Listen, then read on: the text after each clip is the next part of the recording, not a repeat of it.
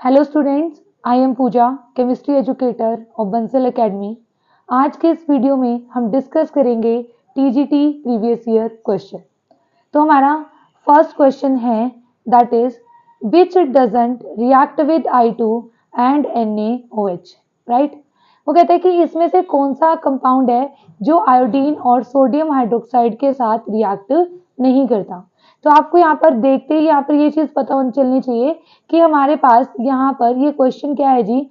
ये क्वेश्चन हमारे पास है फ्रॉम आइडोफॉर्म टेस्ट से, ठीक है। ये हमारे पास है जी आइडोफॉर्म टेस्ट, ठीक है। अब देखो हमारे पास आइडोफॉर्म टेस्ट के लिए जो हमारी कंडीशन होती है वो क्या होती है। कंडीशन होती है द कंपाउंड हैविंग, ठीक है, which group compounds having CH3C double bond O group, ठीक है। एक तो ये ग्रुप और ठीक है CH3COH ग्रुप, ठीक है, ये वाला ग्रुप, ठीक है। ये वाले जो कंपाउंड्स हैं जिनके अंदर ये ग्रुप होगा they can show iodoform test, ठीक है। ये क्या शो करते हैं जी, आइडोफॉर्म टेस्ट शो करते हैं, ठीक है, चाहे वो कोई भी कंपाउंड हो आपके पास। तो देखो जैसे हमारे पास फर्स्ट ऑप्शन है जी इथाइल अल्कोहल। इथाइल अल्कोहल का फॉर्मूला आप सभी को पता है CH3CH2OH। तो इसे हम कैसे लिख सकते हैं, हमारे पास CH3, ठीक है, यहाँ पर CH है ना, CH2 है ना, ऐसे लिख सकते हो ना आप इसको, OH। तो देखो यहाँ पर CH3COH ये वाला ग्रुप प्रेजेंट है, इट मींस ये तो क्या करेगा, आपका जो आइडोफॉर्म टेस्ट है वो शो करेगा, ठीक है। उसके बाद है जी एसिटल्डिहाइड। एसिटल्डिहाइड होता है हमारे पास इथेनॉल। तो अगेन इसमें भी आपके पास कौन सा ग्रुप प्रेजेंट है, CH3C double bond O group present है। तो ये कंपाउंड भी रिएक्ट करेगा आयोडीन एंड सोडियम हाइड्रोक्साइड के साथ। नेक्स्ट है जी acetone, CH3C double bond O CH3। Again यहाँ पर ये वाला ग्रुप प्रेजेंट है तो ये भी रिएक्ट करेगा। नेक्स्ट है जी प्रोपिनोएल्डिहाइड, है ना। तो आपके पास ये होगा, ठीक है, प्रोपिनोएल्डिहाइड क्या होगा, हमारे पास ये होगा। तो देखो इसमें ये ग्रुप नहीं है, यहाँ पर CH3CH2 ग्रुप है ना कि CH3 ग्रुप है, तो मतलब ये रिएक्ट नहीं करेगा। तो हमारा जो आंसर हो जाएगा, हमारा आंसर हो जाएगा जी ऑप्शन नंबर डी, ठीक है। ऑप्शन डी हमारा इस क्वेश्चन का क्या रहेगा जी, आंसर रहेगा, ठीक है।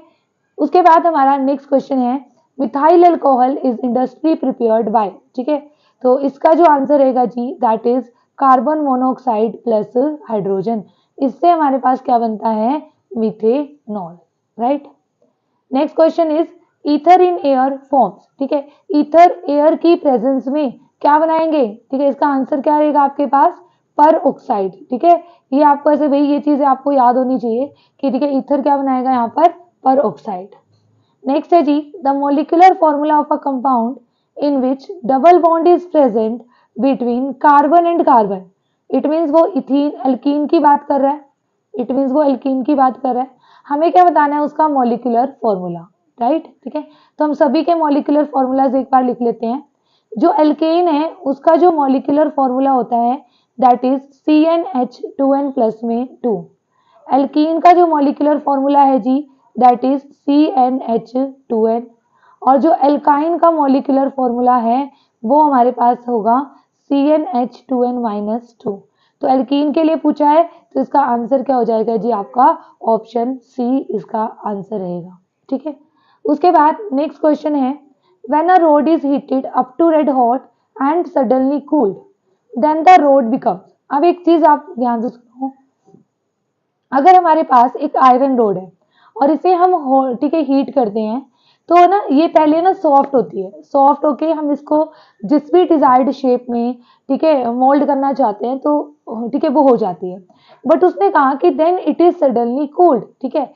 अगर हम इसको सडनली कूल करेंगे तो ये क्या हो जाएगी जी, अगेन हार्ड हो जाएगी, ठीक है, अगेन क्या हो जाएगी, हार्ड हो जाएगी, ठीक है। तो इसका जो आंसर रहेगा वो रहेगा हमारा ऑप्शन बी। ऑप्शन बी में भाई ये हार्ड ओनली आएगा, हार्ड ओनली, राइट, ठीक है। तो ये आ जाएगा जी। उसके बाद है जी question number 81 when diethyl ether is heated. देखो डाईइथाइल ईथर का फॉर्मूला ये हो जाएगा हमारे पास, is heated with hydrogen iodide. अब देखो यहाँ पे ना मैक्सिमम स्टूडेंट के गलती होने के चांसेस होंगे क्योंकि हमें ये लगेगा कि यहाँ पर एक H है, I है, तो एक मॉलिक्यूल इथाइल अल्कोहल का बन जाएगा, एक मॉलिक्यूल इथाइल आयोडाइड का। बट ऐसा नहीं होता, क्योंकि यहाँ पर ये रिएक्शन होती है कंसंट्रेटेड HI के साथ, और ये क्या होती है जी, एक न्यूक्लियोफिलिक सब्स्टिट्यूशन रिएक्शन।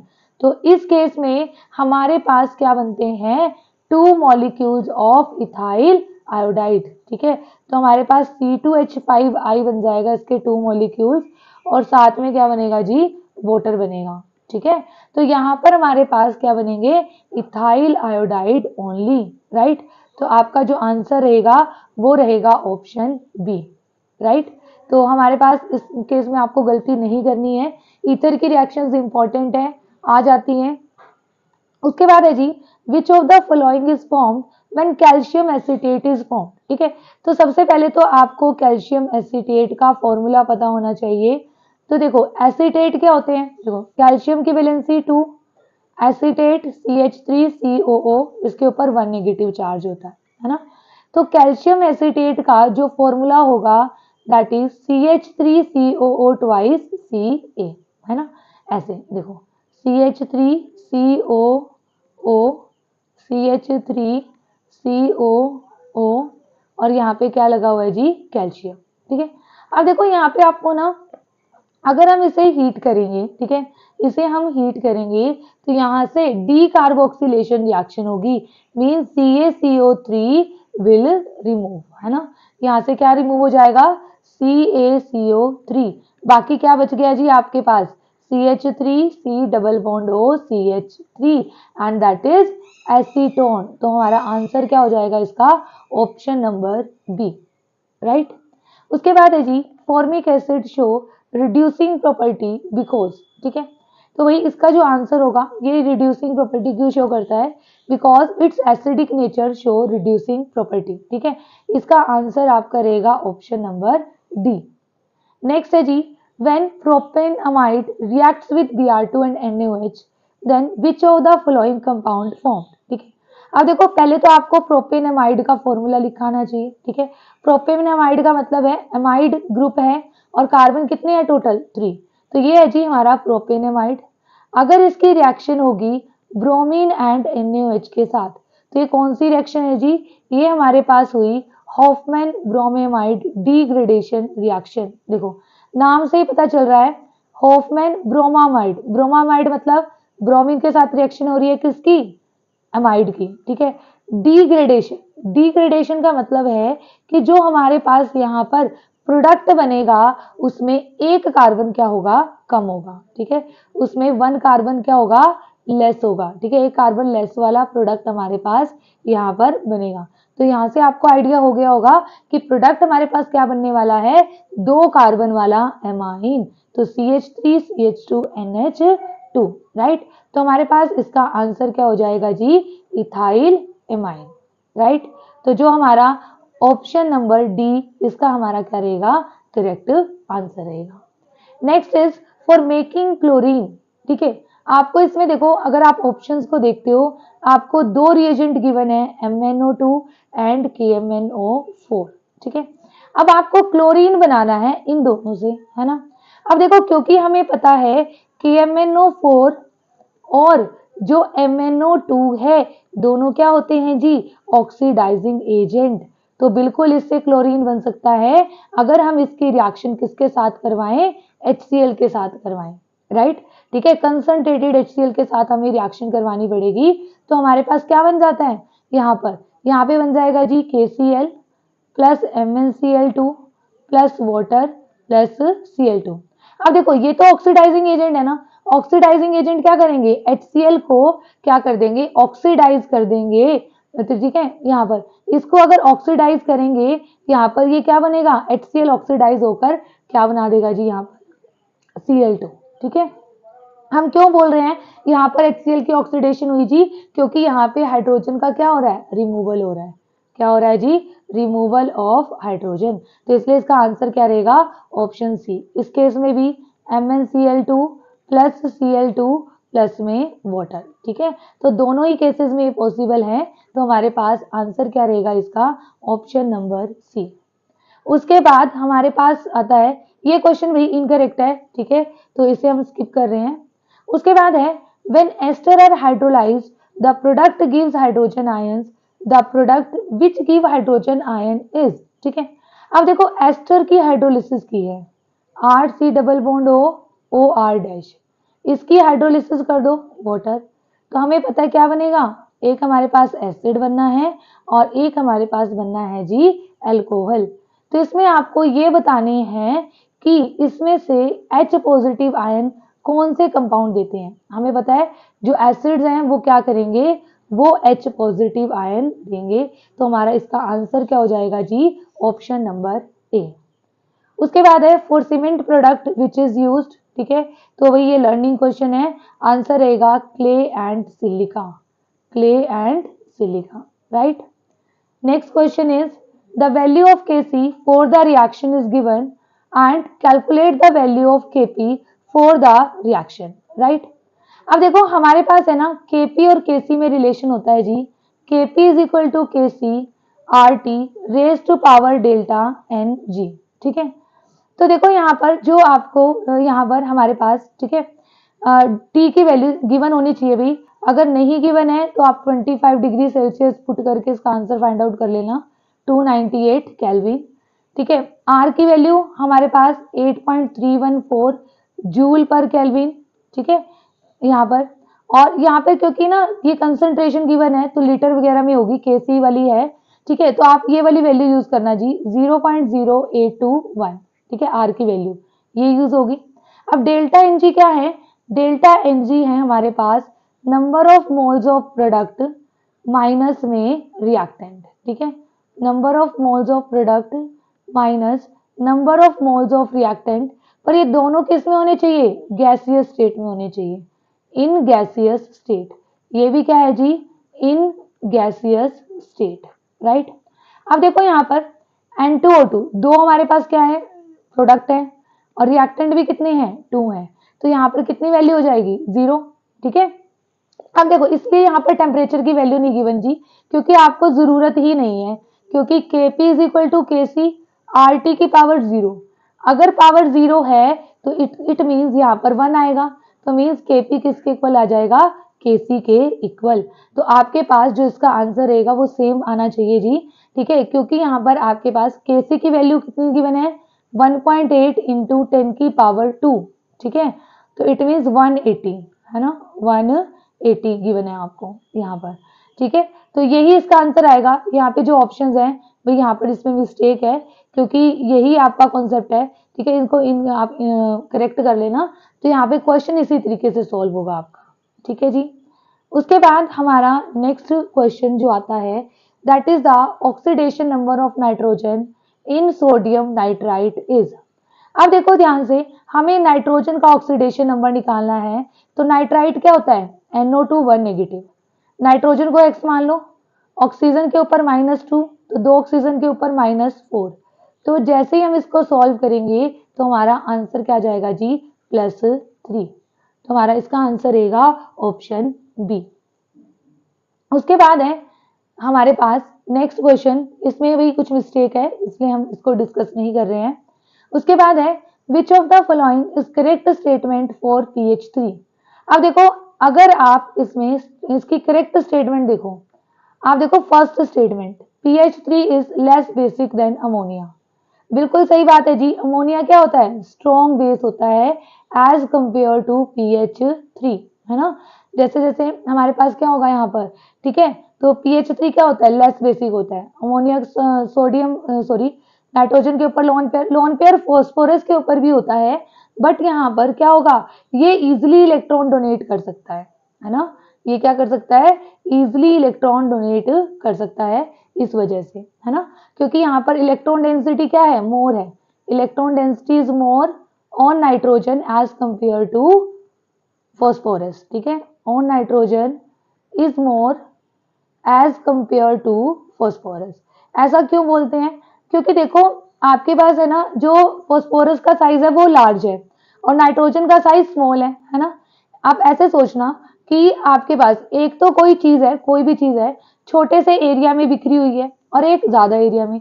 तो डेंसिटी कहाँ पर ज्यादा होगी, डेंसिटी मतलब भीड़ भाड़ कहाँ पे ज्यादा होगी, उसकी डेंसिटी नाइट्रोजन पे ज्यादा होगी।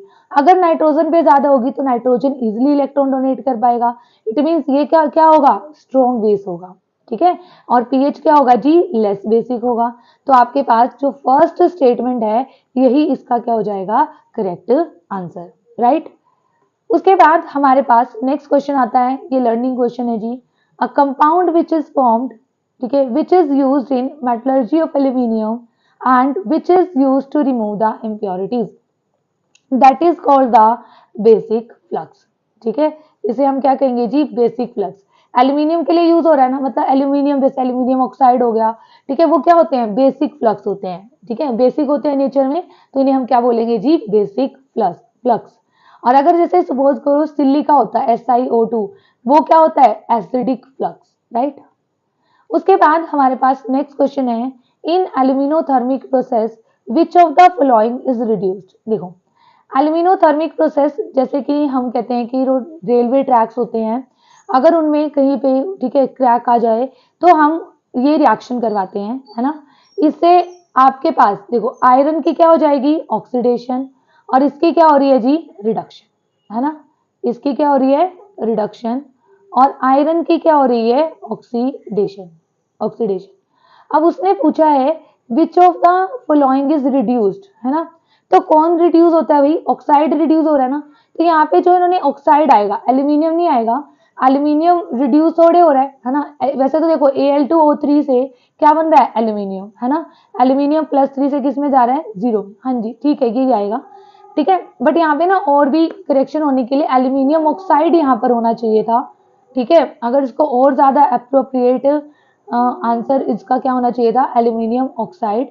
बट इसने ना क्योंकि हमें अलग अलग ऑप्शन दे रखे हैं, तो इसलिए हम क्या लिख देंगे जी, इसका जो करेक्ट आंसर रहेगा वो क्या रहेगा, एल्यूमिनियम, राइट।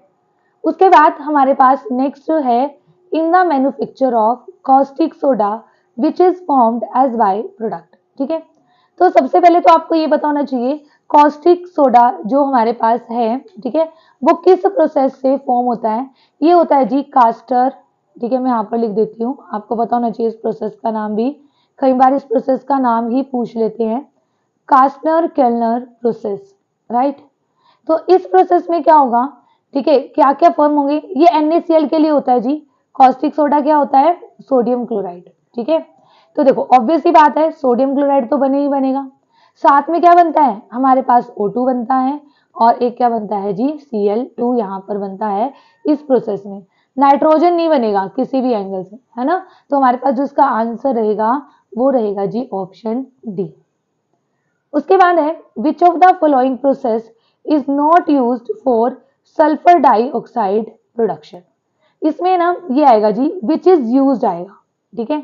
एक तो ये करेक्शन करनी है, दूसरा ए और बी ऑप्शन सेम है, एक में आप क्या लिखोगे जी, कंसंट्रेटेड, ठीक है। अब डिस्कस करते हैं कौन सा यूज होगा सल्फर डाइऑक्साइड की प्रिपरेशन के लिए।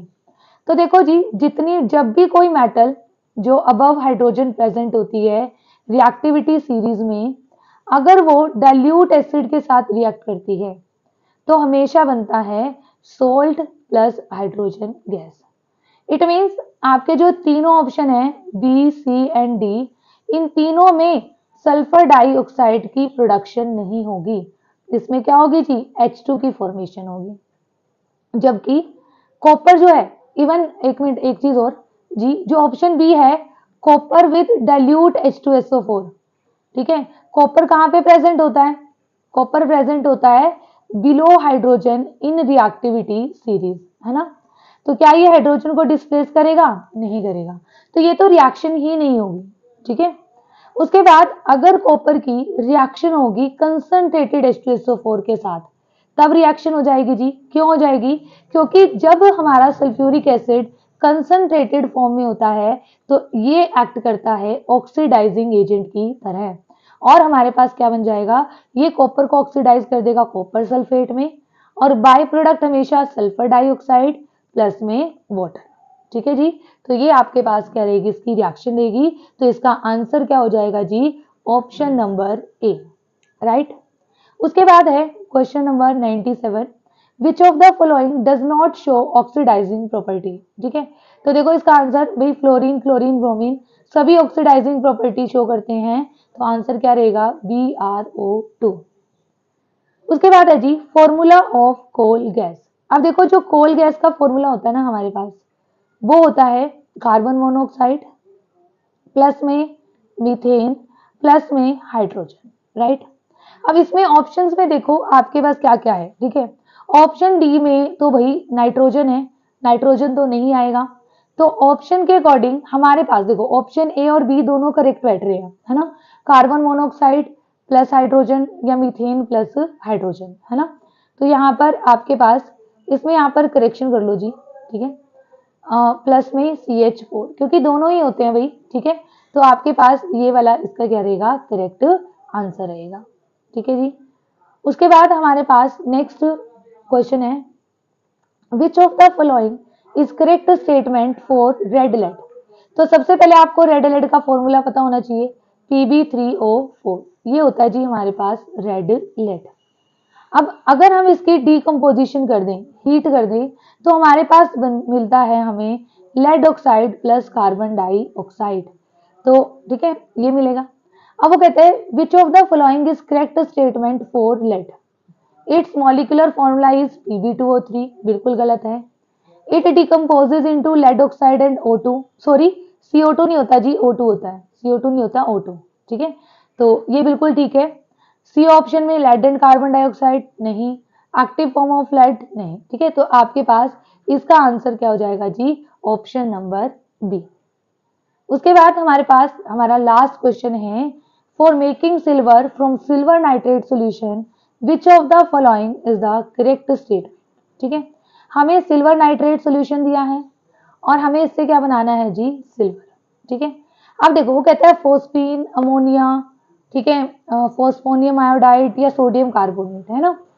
आप यहाँ पे अगर आपने फोस्फीन की रिएक्शन ध्यान से पढ़ी है तो उसके अंदर क्या होता है जब हम इसको ट्रीट करवाते हैं तो ये किसकी तरह एक्ट करता है, एक रिड्यूसिंग एजेंट की तरह, है ना। तो ये सिल्वर नाइट्रेट को किस में कन्वर्ट कर देगा जी सिल्वर में, और खुद ऑक्सीडाइज हो जाएगा फोस्फोरिक एसिड में। ठीक है, तो यहाँ पर हम ये बोल सकते हैं कि अगर AgNO3 से Ag कैसे बनेगा, तो इसका आंसर हो जाएगा phosphine, that is option A. ठीक है, PH3 का नाम क्या होता है जी हमारे पास फोस्फेट, राइट। तो ये हमारी आज की इस वीडियो के हमारे क्वेश्चन थे। नेक्स्ट वीडियो में हम मिलेंगे कुछ न्यू क्वेश्चंस के साथ। अगर आप भी प्रिपेयर कर रहे हैं किसी भी TGT एग्जाम के लिए, चाहे वो DSSB है, चाहे वो हिमाचल के लिए है, चाहे वो चंडीगढ़ TGT एग्जाम है, तो आप आज ही ज्वाइन करें बंसल एकेडमी। बंसल एकेडमी की जो एक खास बात है वो मैं आपको बता देती हूँ। जो हमारी क्लासेस, जो सबसे पहले तो क्लासेस का मैं आपको बता देती हूँ, जो क्लासेस हमारी रहती हैं वो लाइव क्लासेस होती हैं, ऑनलाइन मोड में रहती हैं। ठीक है, और प्लस आपको वहां पर रिकॉर्डिंग भी मिलती है। ऐसा नहीं है कि सिर्फ लाइव क्लासेस हो गई तो आपको रिकॉर्डिंग नहीं मिलेंगी, क्योंकि सपोज करो कि आपका कोई लेक्चर मिस हो गया है तो आप रिकॉर्डिंग से जाके उसे कवर कर सकते हो, राइट। लाइव क्लासेस में आप अपने डाउट्स पूछ सकते हो।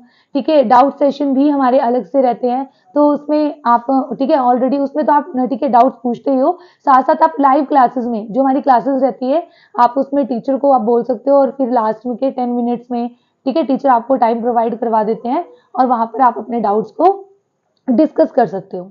सेकेंड थिंग, जो बंसल एकेडमी का जो क्राइटेरिया है कि TGT एग्जाम के लिए ऐसा नहीं है कि सिर्फ अप टू 12th लेवल तक ही पढ़ाना है, नहीं।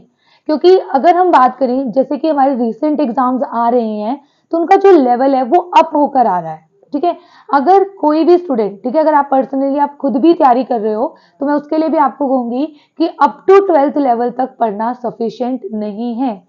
ठीक है, क्योंकि अगर हम देखें हमारे चंडीगढ़ TGT का जो सिलेबस जो अब की बार आया है, ठीक है, तो उसमें बहुत सारे टॉपिक्स हैं जो आपके ग्रेजुएशन के हैं। इवन कुछ टॉपिक्स तो क्या हैं पोस्ट ग्रेजुएशन के हैं, है ना, कि ग्रेजुएशन में तो सिर्फ स्टार्ट होता है, ठीक है, पोस्ट ग्रेजुएशन में आप उसे डिटेल में पढ़ते हो। और भाई ये आप सभी को पता है, मुझे बोलने की जरूरत नहीं है कि अगर हमारा कॉम्पिटिटिव एग्जाम है है ना, तो उसमें किसी भी लेवल का क्वेश्चन आ सकता है। ये नहीं होगा कि सिर्फ हमारा ग्रेजुएशन लेवल का आ जाएगा। अगर टॉपिक मेंशन है तो, है ना, तो हम वहां पर ये नहीं बोल सकते कि हमारा आउट ऑफ सिलेबस क्वेश्चन आ गया है, राइट। तो इसलिए अगर आप भी प्रिपेयर कर रहे हैं टीजीटी एग्जाम के लिए तो आज ही ज्वाइन करें Bansal academy. Best of luck and thank you so much.